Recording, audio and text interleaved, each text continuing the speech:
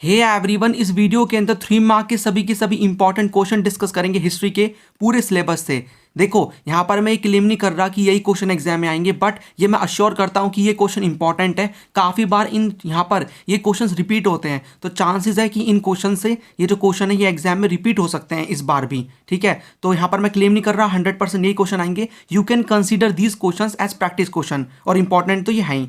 तो यहाँ पर मैं इस वीडियो के अंदर 15 से 16 क्वेश्चन आपको बताऊंगा। बाकी पूरी प्लेलिस्ट का लिंक आपको नीचे मिल जाएगा।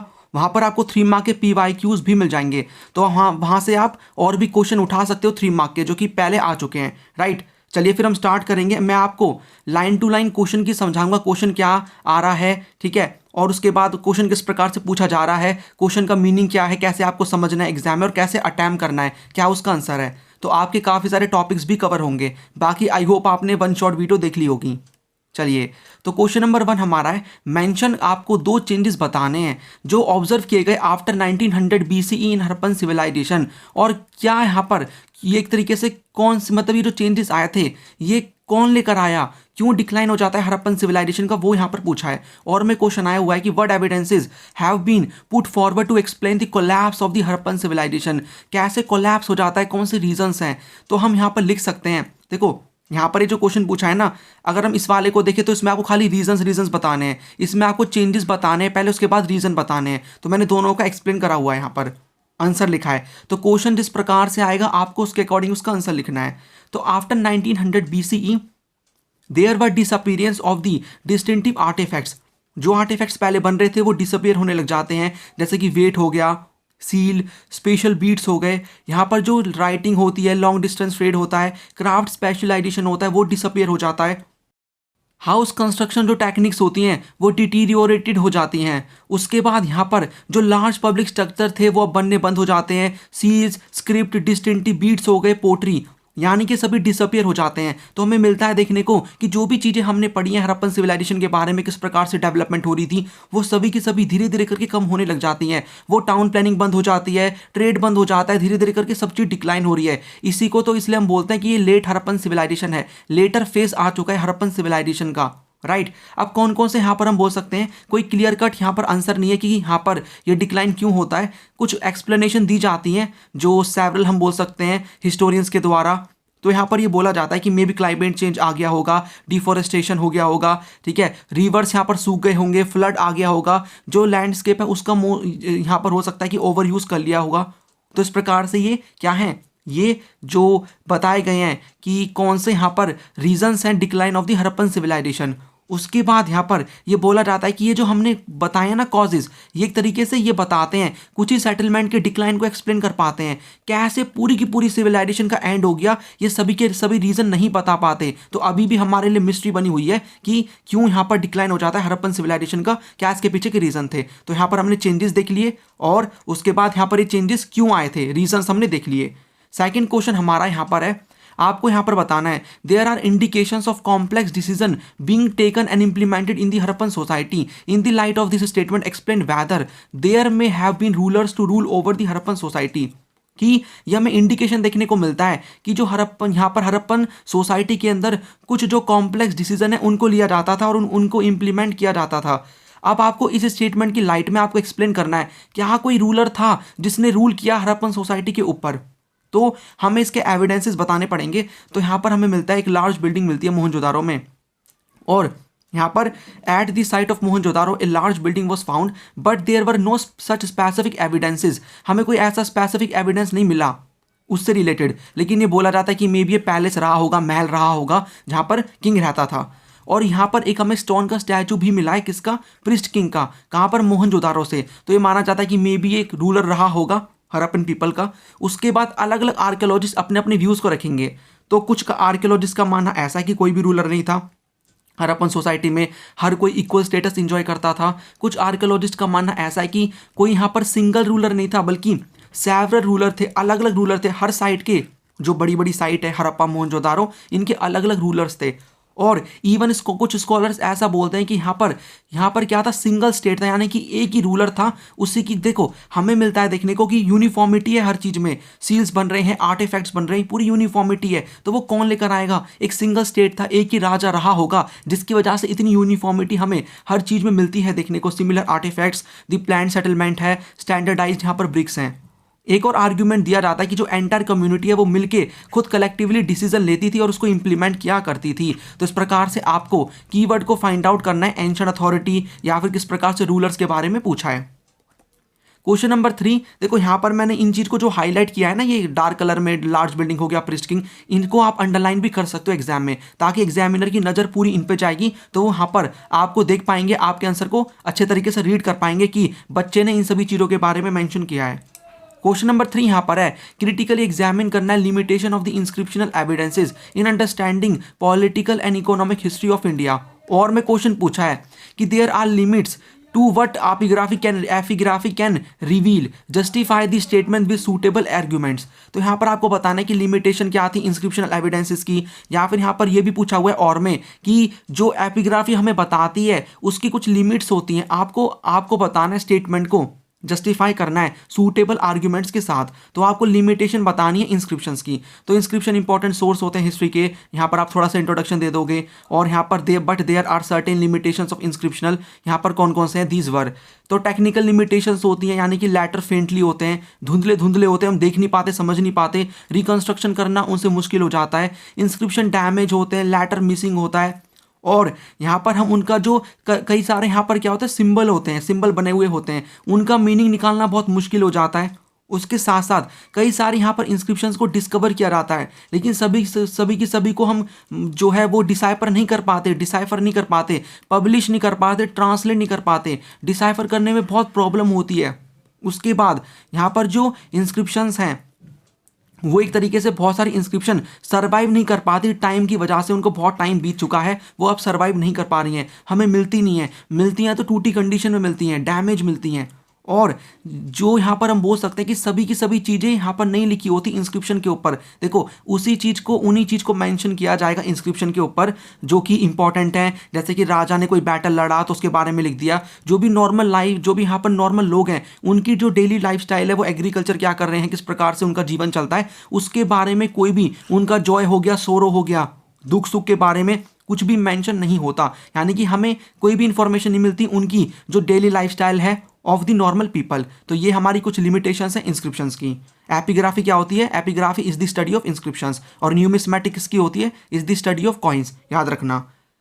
क्वेश्चन नंबर 4 यहाँ पर है, एक्सप्लेन सोर्स करने हैं आपको। Explain the sources used by the historians to reconstruct the history of the modern empire. और में पूछा जा सकता है कि कौन से सोर्सेज यूज किए जाते हैं हिस्टोरियंस के द्वारा रिकंस्ट्रक्ट करने के लिए history of the modern empire. तो historians have used a variety of sources to reconstruct the history of the modern empire. कौन कौन से? देखो आप यहाँ पर फ्लो चार्ट बना सकते हो। सोर्स आप डालोगे, यहाँ पर आर्कियोलॉजिकल बताओगे और लिटरेरी, आपकी मर्जी, आप करोगे तो सही लगेगा थोड़ा सा, ऐसा आप बना सकते हो, राइट। अब देखो आर्कियोलॉजिकल सोर्स में हमें मिलते हैं क्या क्या? स्कल्पचर मिलती हैं। यहाँ पर आप एग्जाम्पल भी दे सकते हो कि जो लॉयन कैपिटल अशोका का वो हमें मिला है, राइट। उसके साथ साथ हम अगर आर्कियोलॉजिकल सोर्सेज की और बात करें तो हमें अशोका के इंस्क्रिप्शंस मिलते हैं रॉक्स पे, पिलर्स पे। उसके साथ साथ यहाँ पर हम बोल सकते हैं कॉइन्स भी हमें मिलते हैं, हमें स्तूप मिलते हैं, हमें केव्स मिलती हैं। तो ये सभी के सभी आर्कियोलॉजिकल सोर्सेज है जो कि हमें मॉडर्न एम्पायर के बारे में इंफॉर्मेशन देते हैं। उसके बाद यहाँ पर अगर हम लिटरेरी सोर्सेज की बात करेंगे तो लिटरेरी सोर्सेज के अंदर क्या मिलता है? जो मेगास्थनीज, जो कि क्या थे? ग्रीक एम्बेसडर थे इन दी कोर्ट ऑफ चंद्रगुप्त मौर्य। इन्होंने इंडिका नाम की किताब लिखी है। अर्थशास्त्र चाणक्य ने लिखी है, आप जिनको कौटिल्य भी बोलते हो, are important sources of the modern period. बाकी यहाँ पर जो मॉरियंस है उनका मेंशन हमें Buddhist, Jain, Puranic and Sanskrit literature में भी मिलता है। तो कई सारे सोर्सेज हैं जो कि हमें मॉडर्न एम्पायर के बारे में बताते हैं। क्वेश्चन नंबर 5 है हमारा, यहाँ पर किनको कैटेगराइज किया जाता था एज अनटचेबल्स। डिस्क्राइब करनी है उनकी duties prescribed for them in Manusmriti and शास्त्र। और में पूछा है कि आपको ड्यूटीज बतानी है as laid down in Manusmriti for the Chandalas. Chandalas की क्या ड्यूटी थी? तो जो 4 वर्ण सिस्टम है वो डिफाइन करता है, यानी कि जो वर्ण सिस्टम है उसके अंदर हमें मिलते हैं ब्राह्मण, क्षत्रिय, वैश्यास एंड शूद्रास। 5th कैटेगरी होती थी जिसको हम बोल सकते हैं, जिसको माना जाता था कि वो बहुत लो है, उनका सोसाइटी में बहुत, हम बोल सकते हैं स्टेटस बहुत कम रहा है और उनको लो कंसिडर किया जाता है, आउटसाइड दी वर्ण सिस्टम उन्हें रखा जाता है, इनको चांडाल बोला जाता था और इनको ट्रीट किया जाता था as untouchables by the other, right. तो यहाँ पर पूछा हुआ है ना कि किनको कैटेगराइज किया जा रहा है, अनटचेबल्स यहाँ पर पूछा हुआ है, तो उसका आंसर हम लिख सकते हैं कि हम बोल सकते हैं कि जो एक तरीके से उनको वर्ण सिस्टम के बाहर रखा जाता था, उनको माना जाता था कि उनका स्टेटस बहुत लो है, वर्ण सिस्टम के बाहर रखते थे और उनको चांडाल बोलते थे, तो उन्हीं को ही कैटेगराइज किया जाता है एज अनटचेबल्स। अब इनकी ड्यूटीज की बात करें तो मनुस्मृति एक ऐसा टेक्स्ट है जिसके अंदर ड्यूटीज लिखी हैं, किसकी, चांडाल्स के लिए, इनके लिए ड्यूटीज लिखी हैं। तो इनको आउटसाइड द विलेज रहना पड़ता था, विलेज के बाहर, इन्हें जो बेकार बर्तन है वो यूज़ करना पड़ता था, पड़ते थे बेकार बर्तन यूज़ या जो डिसगार्डेड हो चुके हैं, इन्हें वियर करने पड़ते थे clothes of the dead and ornaments of iron. उसके साथ साथ ये विलेज में यहाँ पर वॉक भी नहीं कर सकते एंड सिटीज़ एट नाइट, और यहाँ पर इनको सर्व करना पड़ता था एज एग्जीक्यूशनर्स एंड डिस्पोज करनी पड़ती थी जो बॉडी है उनकी, जिनका कोई रिलेटिव नहीं है, उनका अंतिम संस्कार करना है जिनका कोई रिलेटिव नहीं है। इवन यहाँ पर चाइनीज़ यहाँ पर बुद्धिस्ट पिलग्रिम्स आएंगे, फायान आएंगे, हुआनसांग आएंगे, ये भी बताते हैं किसके बारे में, अनटचेबिलिटी के बारे में, कि अनटचेबल्स को यहाँ पर तालियां बजानी पड़ती थी जब वो सिटीज़ में यहाँ पर स्ट्रीट के अंदर एंटर होते थे, ताकि जो लोग हैं उनकी ताली की आवाज़ सुन के अपने घर के अंदर हो जाएं और उनको देखने से भी बचें। और अनदर चाइनीज पिलग्रिम हुआनसांग, यहाँ पर ये observe that executioner and scavengers were force to leave outside the city. और यहाँ पर एक और चाइनीज पिलग्रिम है हुआनसांग, ये बोलते हैं कि क्या करना पड़ता था, जो ये अनटचेबल्स हैं इनको सिटी के बाहर रहना पड़ता था, आउटसाइड द सिटी रहना पड़ता था। तो यहाँ पर हमने देखा किस प्रकार से इनकी ड्यूटीज थी, अनटचेबल जो ये चांडाल्स हैं जिनको अनटचेबल्स बोला जा रहा है। क्वेश्चन नंबर 6 है कि जो मिड फर्स्ट मिलीनियम BCE है, इसको रिगार्ड किया जाता है as a major turning point in the world history. आपको जस्टिफाई करना है। तो यहाँ पर अगर मैं यहाँ पर फर्स्ट मिलीनियम की बात करूँ तो मिलीनियम का मतलब होता है पीरियड ऑफ 1000 ईयर्स, यानी कि 1000 से लेकर 1 BCE का टाइम पीरियड, ये हो गया हमारा मिलीनियम। और इसका मिड वाला जो हमारा फेज है उसकी बात हो रही है, तो उसको मेजर टर्निंग पॉइंट बोला जा रहा है। तो इसका आपको इसके रीजंस बताने हैं, तो आपको यहाँ पर इस प्रकार से लिखना पड़ेगा। टर्निंग पॉइंट माना जाता है यहाँ पर पहला रीजन है, कोई भी यहाँ पर आप 3 पॉइंट लिख सकते हो, कि यहाँ पर नए नए जो किंगडम्स हैं, सिटीज डेवलप कर रही थी, महाजनपद डेवलप कर रहे थे, जैसे कि Magadha, Kuru, Avanti, Kosala etcetera. The period was marked by urbanisation हो रहा था उस टाइम पे। उसके साथ साथ जो सिटीज की ग्रोथ हो रही थी, टाउन्स डेवलप हो रहे थे, इवन यहाँ पर जो मौर्यंस हैं उनका भी डेवलपमेंट हमें होता हुआ देखने को मिल जाता है। तो it was an era associated with the emergence of early states. Early Buddhist and Jain text mention 16 states और महाजनपद such as Magadh, Kuru, Avanti, Kaushala etc. The period was marked by urbanization, increase in number of settlements accompanied by growth of cities and towns. उसके बाद emergence हो रहा था Buddhism का, Jainism का।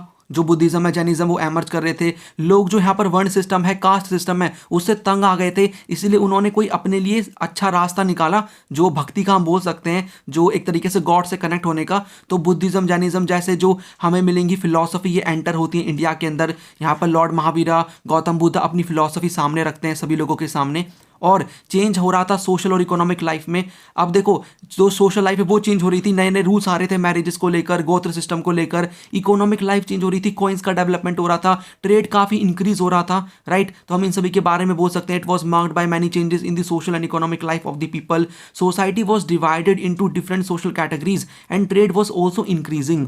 यहाँ पर नए नए थिंकर्स का एमर्जेंस हो रहा था। थिंकर्स लाइक ज़ाराथुस्त्र ईरान के अंदर, कौनसी चाइना के अंदर, सॉक्रेट्स, प्लेटो, एरिस्टोटल ग्रीस के अंदर, and Mahavira and Gautama Buddha among many others in India.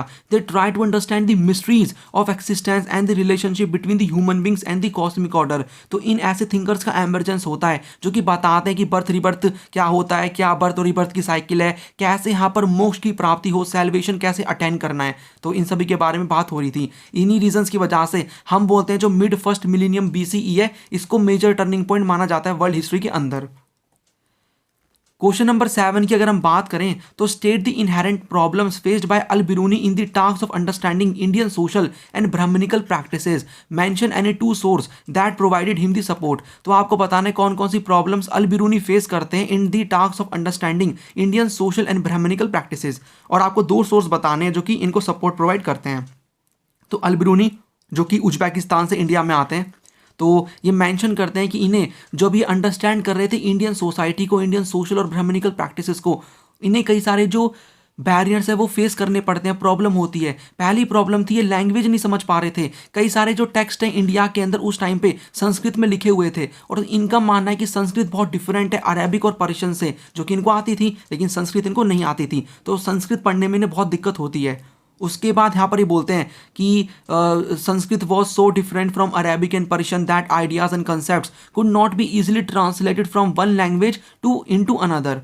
और जो सेकंड बैरियर है वो आइडेंटिफाई करते हैं कि जो रिलीजियस बिलीफ्स एंड प्रैक्टिसेस हैं, देखो वो दूसरे देश से आए हैं और वो इंडिया में आके रिलीजियस प्रैक्टिसेस बिलीफ्स रीति रिवाज लोगों के देख रहे हैं, तो वो समझ नहीं पा रहे थे कि किस प्रकार से इनकी रिलीजियस लाइफ है, क्या रीति रिवाज है, क्या वो एक तरीके से चीज़ों को प्रैक्टिस करते हैं, तो उनमें इन्हें कन्फ्यूजन हो रहा था, वो समझ नहीं पा रहे थे, डिफरेंस नहीं समझ पा रहे थे इंडिया के अंदर जो भी इन रिलीजियस बिलीफ्स है, प्रैक्टिसेस है, इनके अंदर जो भी चल रहा है। और वो मोस्टली क्या करते थे, जो भी वो अपने देश में देख के आए हैं या फिर उन्होंने जो भी कंट्री को विजिट किया है उसको वो कंपेयर करते थे जो भी जिस कंट्री में वो जा रहे हैं।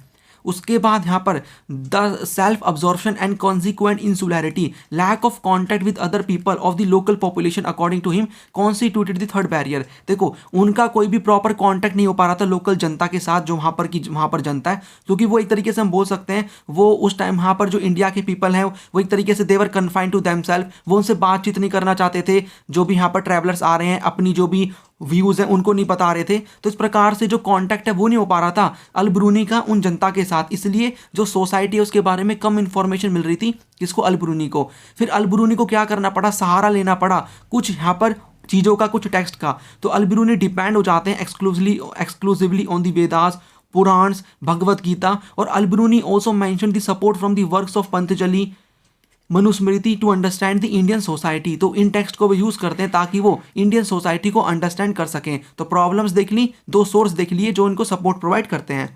क्वेश्चन नंबर 8 है यहाँ पर, सूफिज्म इवॉल्व होता है as a reaction to the growing materialism of the caliphate as a religious and political institution इल्यूसिडेट।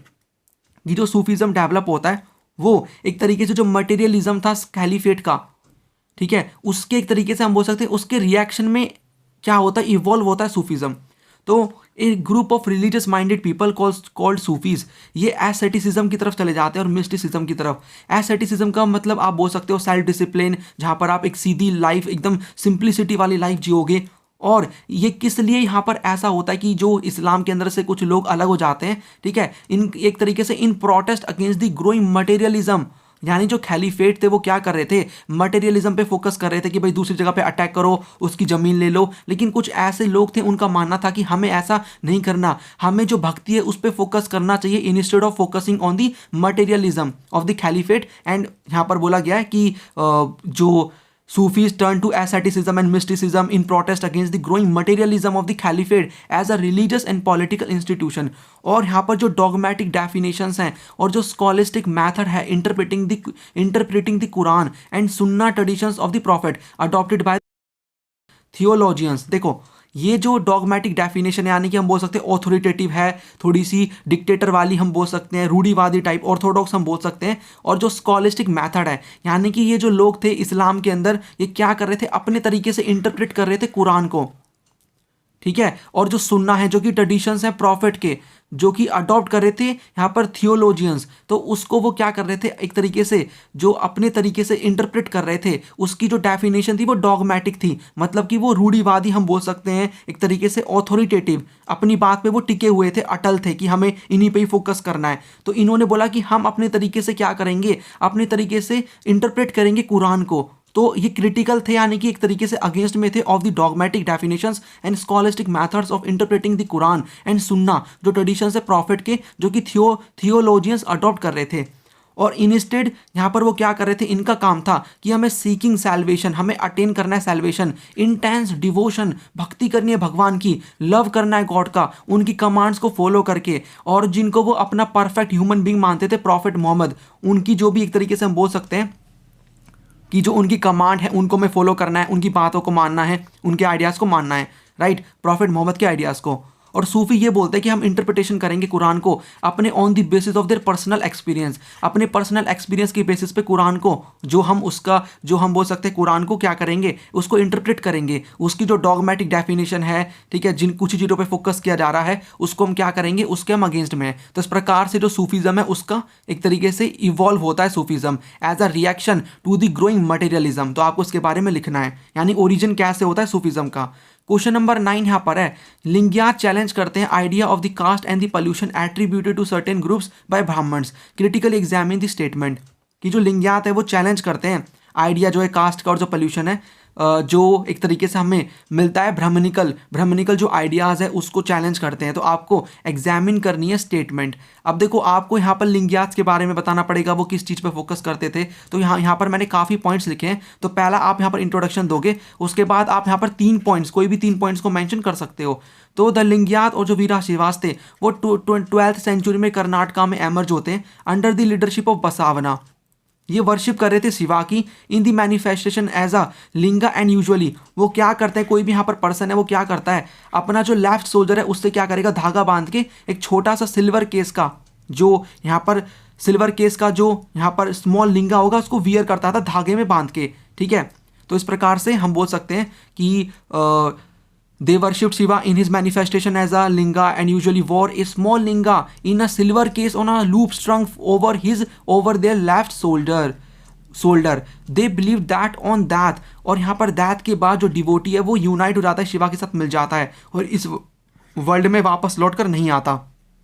उसके साथ साथ यहाँ पर हम बोल सकते हैं कि कई सारी जो ब्राह्मणिकल आइडियाज़ हैं उनको वो चैलेंज करते हैं। वो यहाँ पर कास्ट सिस्टम को नहीं मानते थे, जो थ्योरी ऑफ रीबर्थ है उसको नहीं मानते थे, वर्ण सिस्टम में वो बिलीव नहीं रखते बिल्कुल भी। और इवन वो यहाँ पर जो बोलते हैं कि मोरओवर जो लिंगियात है वो एनकरेज करते हैं कि पोस्ट प्यूबर्टी मैरिज होनी चाहिए, जो यहाँ पर विडोज़ हैं उनकी रीमैरिज होनी चाहिए। और यहाँ पर ये हमारा जो धर्मशास्त्र इनको डिसअप्रूव करता है इन प्रैक्टिसेस को, लेकिन वो इन प्रैक्टिसेस को सपोर्ट करते हैं और अगेंस्ट में थे। जो कास्ट सिस्टम है, थ्योरी ऑफ रीबर्थ है, वर्ण सिस्टम है, तो इनके वो अगेंस्ट में थे, इनको वो चैलेंज करते हैं। इन्हीं के अगेंस्ट में इवन हम कह सकते हैं इस टाइप की जो भक्ति मूवमेंट है ये स्टार्ट हुआ था and it started from the south India.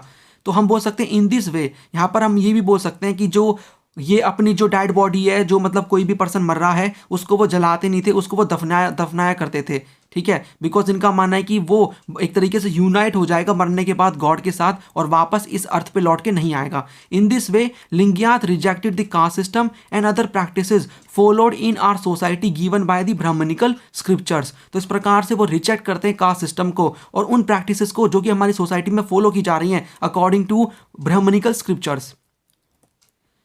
Question number 10 यहाँ पर हम बोलेंगे कृष्ण देवराय का जो रूल है वो एक तरीके से expansion characterised by expansion and consolidation justify the statement on the basis of the evidences, या फिर क्या कंट्रीब्यूशन था कृष्ण देवराय का in the expansion of the Vijayanagara empire. तो मोस्ट फेमस रूलर थे विजयनगर के कृष्ण देवराय, 1509 to 29 तक इन्होंने रूल किया। ये तुलुवा डायनेस्टी को बिलोंग करते थे।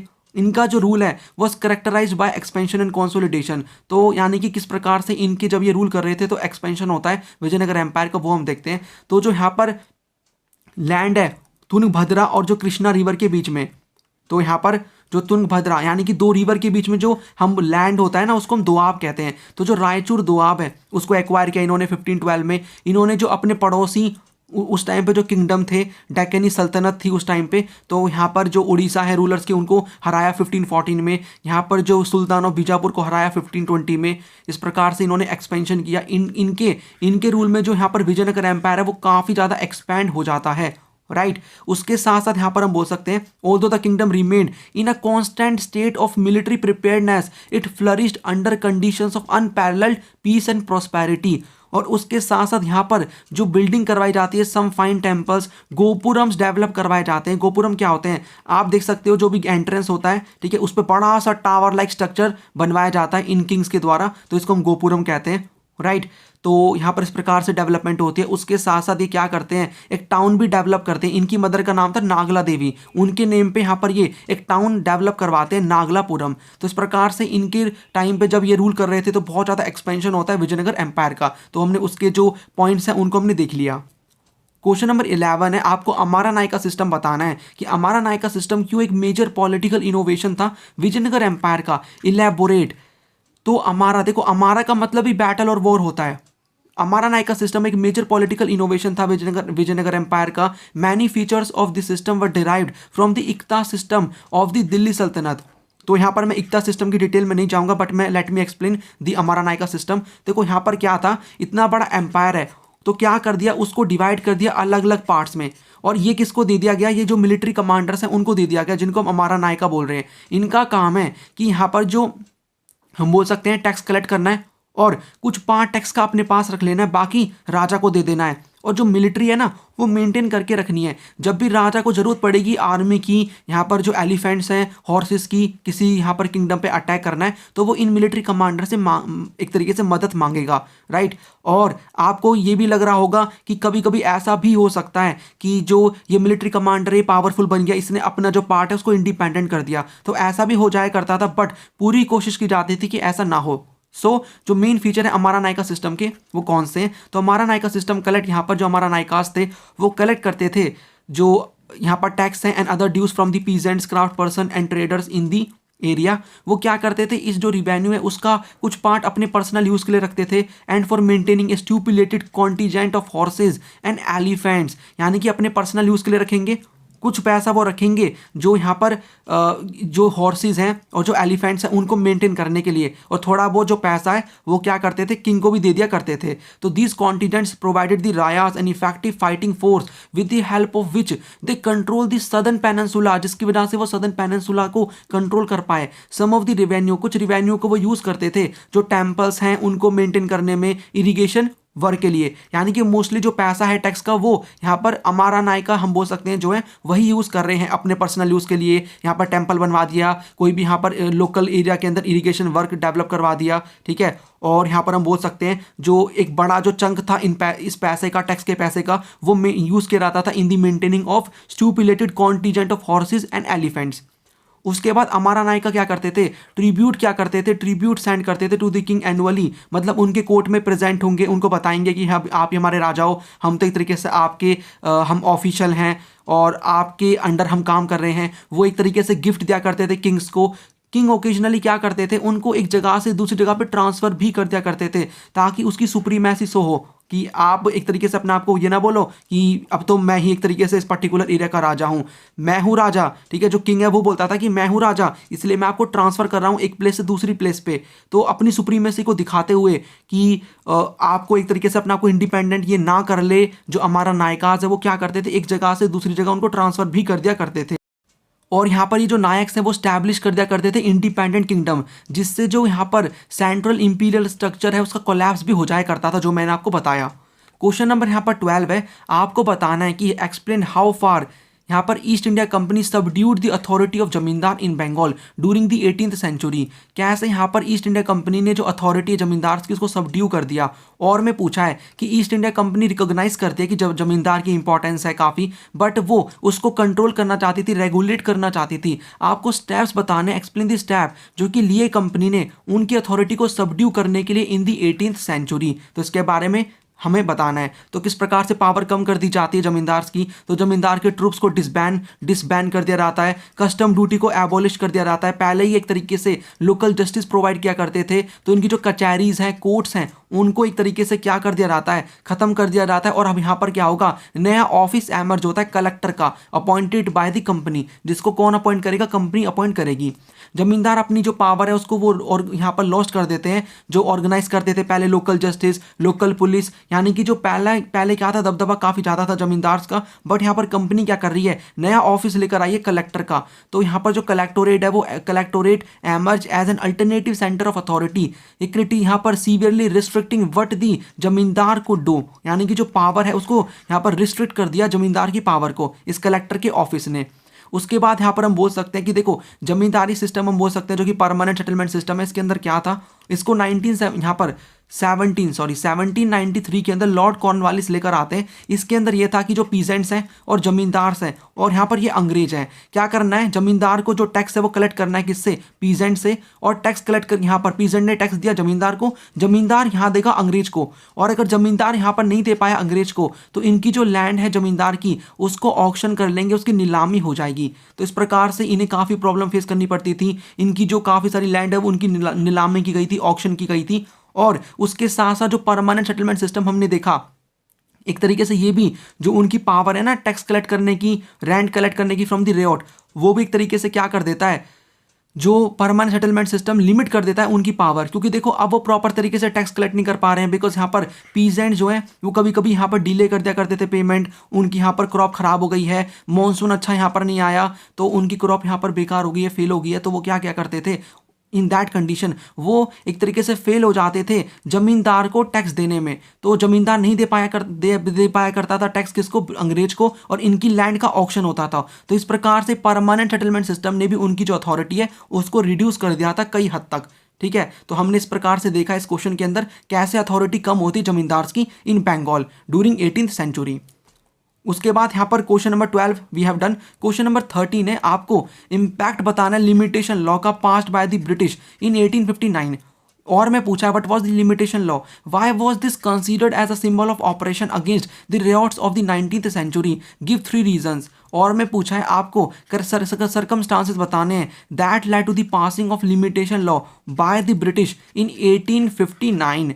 अब आपको देखो अलग अलग पूछा है, पहले यहाँ पर हम फोकस करेंगे क्या सर्कमस्टांसेस थे जिसकी वजह से लिमिटेशन लॉ आता है, फिर हम लिमिटेशन लॉ के बारे में स्टडी करेंगे और इसका क्या इंपैक्ट रहता है। तो क्वेश्चन के ऊपर डिपेंड है क्वेश्चन किस प्रकार से आ रहा है। मैंने 2-3 यहाँ पर जो क्वेश्चन इसी टॉपिक से आए हैं उनको ऐड कर दिया और हम उन्हीं क्वेश्चन के आंसर को देख रहे हैं कंबाइन करके। तो एग्जाम में जिस प्रकार से क्वेश्चन आएगा आपको वही लिखना है, राइट। अगर आता है इंपैक्ट बताने लिमिटेशन लॉ का तो you have to explain the impact only. अगर यहाँ पर सर्कमस्टांसेस बताने हैं कि जिसकी वजह से लिमिटेशन लॉ को लाया गया तो आपको सर्कमस्टांसेस ही बताने हैं। तो यहाँ पर सर्कमस्टांसेस की बात करें तो यहाँ पर हो क्या रहा था कि जो मनी लेंडर हैं वो high rate of interest charge करते थे, उसकी वजह से ये एक तरीके से जो डेब्ट की जो साइकिल है उसमें फंसते जा रहे थे। इंटरेस्ट की अमाउंट काफ़ी ज़्यादा होती थी, मोर देन प्रिंसिपल अमाउंट। ऐसा होता था कि 100 रुपये के लोन के लिए उनको 2000 तक इंटरेस्ट देना पड़ रहा था और उनको एक्सप्लॉइट किया जाता था, उन्हें इनजस्टिस फेस करना पड़ता था। और इवन यहाँ पर क्या करते थे जो मनी लेंडर्स हैं वो क्या करते थे, जो लॉज हैं, जो भी लॉज चल रहे हैं इससे रिलेटेड, लोन से रिलेटेड, उनको मैनिपुलेट क्या करते थे, जिससे यहाँ पर जो रेवॉर्ड्स हैं उनको एक तरीके से डेवियस एंड डिसीटफुल एक तरीके से देख रहे थे कि धोखा दे रहे हैं ये मनी लेंडर्स। इन्हीं कंडीशन को देखते हुए कि जो प्रिंसिपल की अमाउंट काफ़ी ज़्यादा है, जो इंटरेस्ट की जो अमाउंट है वो काफ़ी ज़्यादा है प्रिंसिपल की अमाउंट से, और जो यहाँ पर एक नॉर्म चला रहा था पहले से ही कि जो प्रिंसिपल की जो अमाउंट है, मतलब जो हम बोल सकते हैं इंटरेस्ट की जो अमाउंट है वो कम रहेगी प्रिंसिपल की अमाउंट से। यानी कि अगर आप 100 रुपये का लोन ले रहे हो तो आपको उस 100 से कम रखनी है इंटरेस्ट। लेकिन यहाँ पर ये क्या करते हैं, इस लॉ को ब्रेक कर देते हैं मनी लेंडर्स। इसी चीज़ को देखते हुए 1859 के अंदर अंग्रेज पास करते हैं लिमिटेशन लॉ। इसके अकॉर्डिंग क्या था कि जो लोन बॉन्ड है जो साइन किया जाएगा मनी लेंडर और यहाँ पर जो रेवॉर्ड के बीच में, उसकी वैलिडिटी तीन साल तक होगी। यानी जो 3 ईयर है उस वहाँ तक ही उसकी वैलिडिटी होगी, उसके बाद नया बॉन्ड साइंड होगा। तो जो लोन एक तरीके से मैक्सिमम 3 साल के लिए वो दिया जाएगा और उस पर उसके अकॉर्डिंग इंटरेस्ट चार्ज किया जाएगा ताकि जो इंटरेस्ट है वो बढ़ ना जाए। उसके बाद नया बॉन्ड साइन होगा और वो बॉन्ड वहीं पर ही खत्म हो जाएगा। यानी कि आपको पूरा अपना लेन देन कंप्लीट कर देना है 3 साल के अंदर।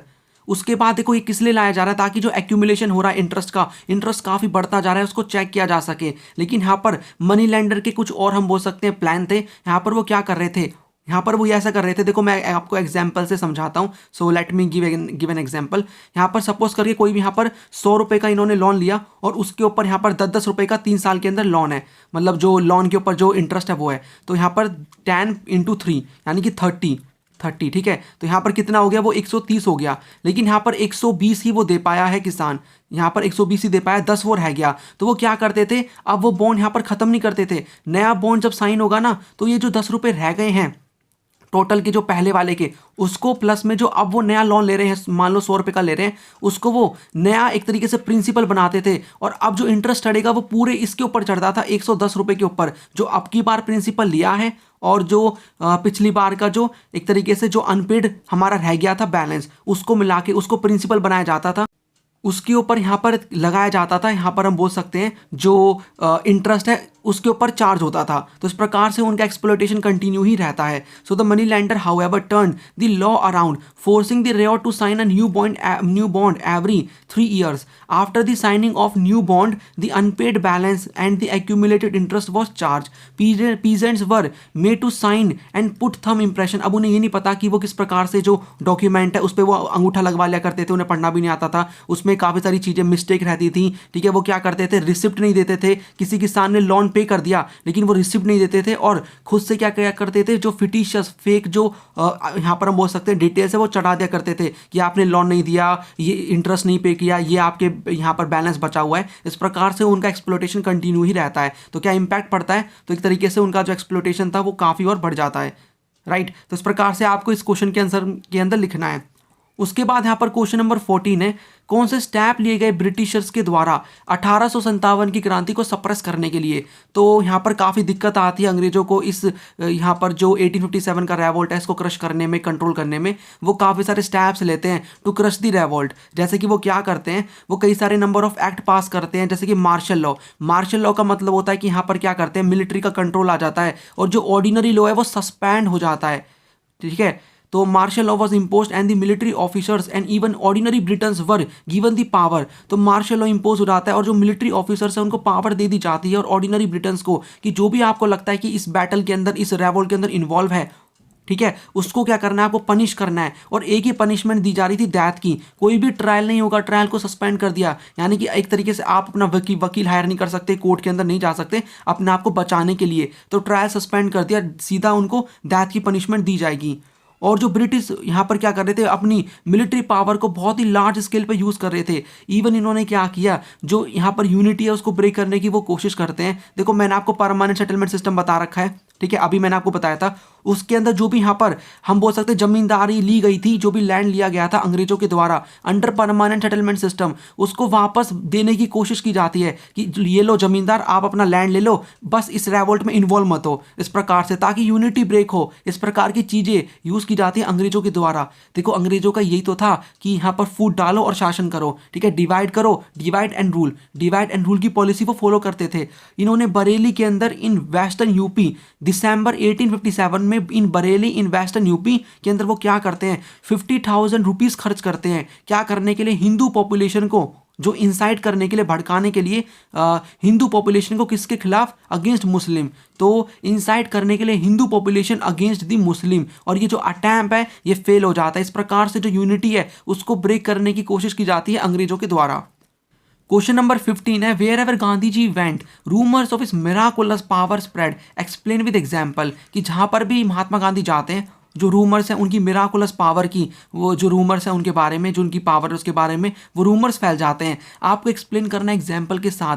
तो ये माना जाता है कि भाई जो महात्मा गांधी हैं एक तरीके से उनके पास वो चमत्कार करते हैं, मिरेकल पावर्स हैं। तो वो peasant regarded Mahatma Gandhi as their मसीहा, और वो कंसिडर करते थे, consider him to be many miraculous power. इनके पास काफ़ी सारी मिरेकल, चमत्कारी पावर्स हैं।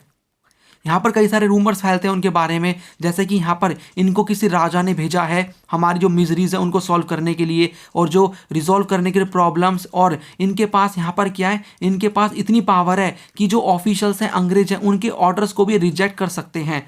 और यहाँ पर यह भी बोला जाता है कि जो गांधी जी है उनकी पावर जो इंग्लिश हैं यानी अंग्रेज हैं उनसे भी काफ़ी ज़्यादा है, इंग्लिश के किंग से भी ज़्यादा है। और एक क्लेम किया जाता है कि इनके अराइवल से, इनकी वजह से एक दिन क्या होगा, जो कॉलोनियल रूलर्स हैं ये इंडिया को छोड़ के चले जाएंगे डर के मारे, और हमें इंडिपेंडेंस मिल जाएगी। ये भी माना जा रहा था, ये भी रूमर फैला था अबाउट दी महात्मा गांधी कि जो भी क्रिटिसाइज कर रहा है महात्मा गांधी को, उनकी जो यहाँ पर हाउसेज है वो गिर जाते हैं, उनकी जो स्टैंडिंग क्रॉप है जो कि बढ़िया होती है लेकिन वो डिस्ट्रॉय हो जाती है without any reason. Gandhi ji काफ़ी पॉपुलर बन चुके थे उस टाइम पे with many names such as Gandhi Baba, Gandhi Maharaj, Mahatma among the peasants. They considered him as their savior and believed that only he could save from them from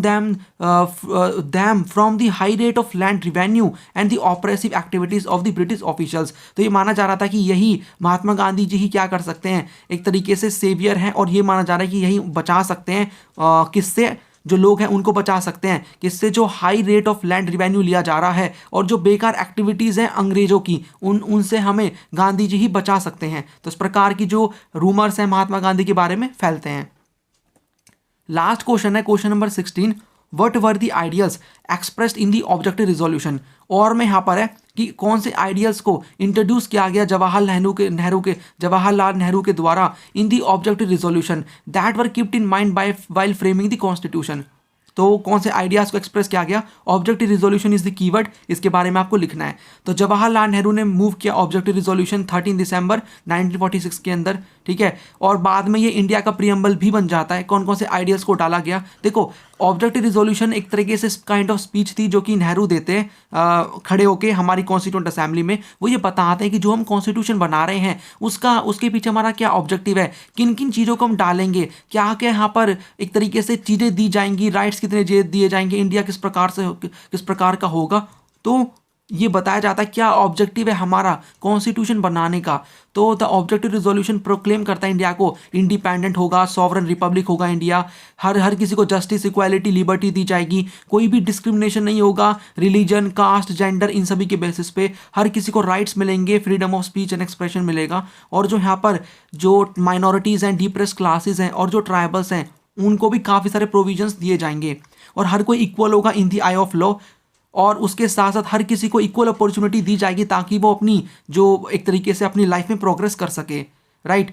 तो इस प्रकार से इन आइडियाज़ को एक्सप्रेस किया जाता है ऑब्जेक्टिव रिजोल्यूशन के अंदर। तो ये थे हमारे 16 क्वेश्चन। मैं रिकमेंड करूंगा कि मैंने PYQ करके पूरी यहाँ पर वीडियो अपलोड करी है 3 मार्क की एंड 8 मार्क की। उन वीडियोस को भी देख लेना, वहाँ से भी आपको काफ़ी क्वेश्चन मिल जाएंगे एंड वहाँ पर भी उन क्वेश्चंस की आप प्रैक्टिस कर सकते हो। तो वो क्वेश्चन हो गए, कुछ क्वेश्चन ये हो गए। तो ये हम बोल सकते हैं कुछ इंपॉर्टेंट क्वेश्चन है जहाँ से हम बोल सकते हैं कि काफ़ी रिपीट क्वेश्चन होते हैं, इंपॉर्टेंट टॉपिक्स हैं, इनकी आप प्रैक्टिस अच्छे से कर लेना। बाकी जो भी वीडियोज़ आ रही हैं उनको फॉलो करते रहो। यहाँ पर आपको पूरी प्लेलिस्ट का लिंक नीचे मिल जाएगा, सारी की सारी वीडियोज़ मैंने डाली हुई हैं, उनको देख लो, अच्छे से तैयारी करो। चलिए फिर मैं आपको मिलूंगा नेक्स्ट वीडियो के अंदर। चैनल को सब्सक्राइब करके बेल आइकन ऑन कर देना, आपको सारी वीडियोस का नोटिफिकेशन मिल जाएगा। काफ़ी बढ़िया हम तैयारी करने वाले हैं हिस्ट्री की, और वीडियो को लाइक भी कर देना। चलिए फिर ये है इस वीडियो का end. Thanks for watching and as always God bless you all.